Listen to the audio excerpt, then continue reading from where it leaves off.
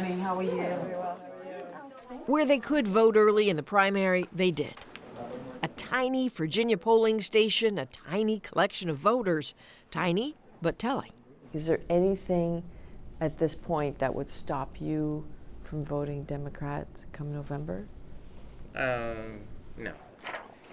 Does it matter who the candidate is, or are Democratic voters ready to get behind any nominee? Yes. Yes, I think so. I think so. I think they would. I think to get the This country administration out.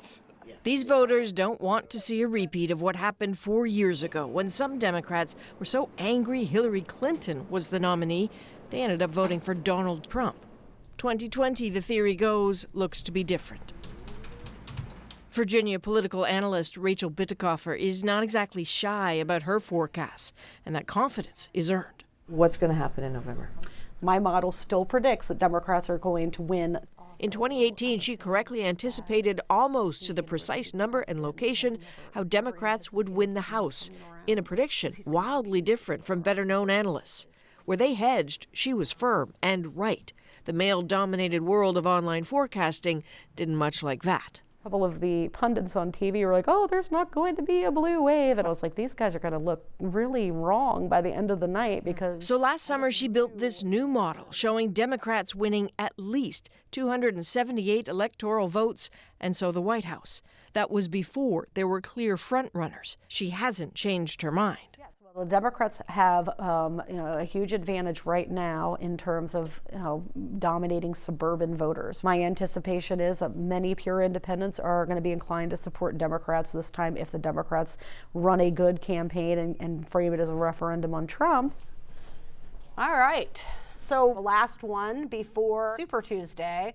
At Christopher Newport University, And you have to figure that the Democrats learned from 2016 in terms a conversation about how the world has changed from 2016, when disgruntled Bernie Sanders voters did not show up for Clinton. I think the Democrats would figure out that they're better aligned than divided, but... The numbers are there for the Democrats, she insists, if the party pushes turnout more than ever before, and if it takes no voter for granted.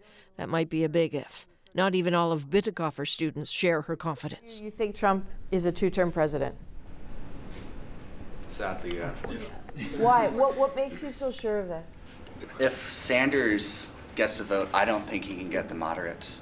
And the moderates are going to be the big vote in this election. I just think Trump will just get them over Sanders.